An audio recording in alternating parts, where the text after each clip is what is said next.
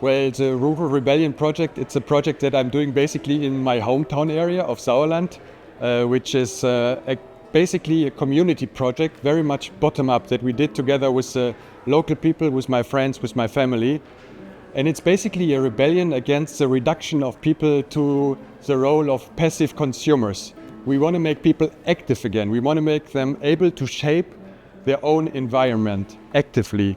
And that's why we did this installations called open mind places. There are 12 of them, made out of recycled and natural materials, and they are all connected by one path. And each of them has a story, a vision. Well, it's really a project which is hands-on. So people usually spend half a day or several days, sometimes a weekend on this project. We include to as many people as possible. So some of them happen in one day, like the Skydrops, and this project in particular is about biodiversity. And all of these projects, they invite people to actively engage and to do something.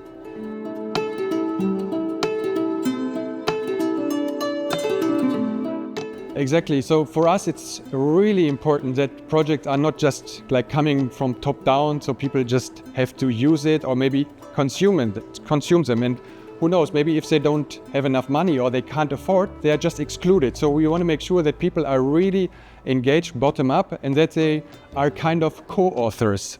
And this really stimulates a sense of identity, a sense of belonging. We call it pride of place concept. And this makes people incredibly proud. So the story spreads and has a very big impact, although the projects are quite small.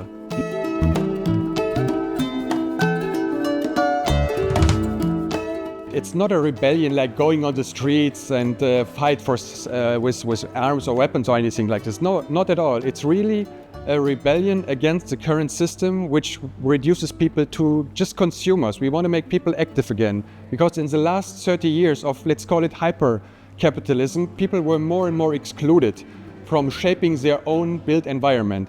And this deeply belongs especially to rural communities, because in the past, they were always depending on each other and they always helped each other to create their living, their surviving. And this is deeply in the DNA of a rural population, but all mankind, I would say, all people would like to have an impact and to shape their own environment. That's basically what these projects are about.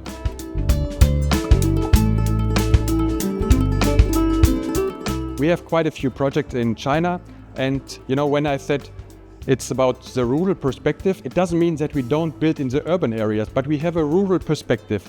And in this sense, this project, it's a revitalization of a 1,700-year-old village with a very strong history in earth architecture. There is a saying in China, the south builds with sticks and wood, and the north builds with wood and carves their houses into the mountains.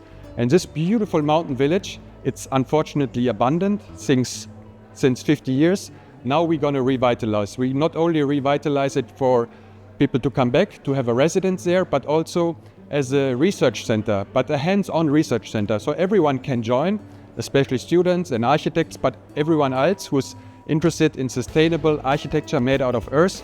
And you can build mock-ups, you can have seminars. So it's really a hands-on project to spread knowledge, which is kind of from the very past, but at the same time it's mixed with new ideas, new technologies like biomimicry.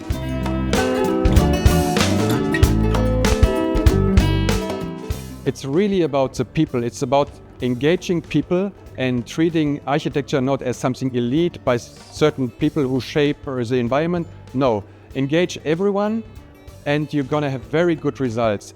And it's not always about this design or building, create everyone, even coming back to the rural rebellion, even the name giving was done by people. So as many people as you have, the more it spreads, because that's the unique thing we do. We try to do good architecture, but the point is to spread it, because meanwhile we have the so-called open mind places in many different places, adapt to the place of course, but they have a very big impact. And this is something we should really foster, and this is something we deeply believe in.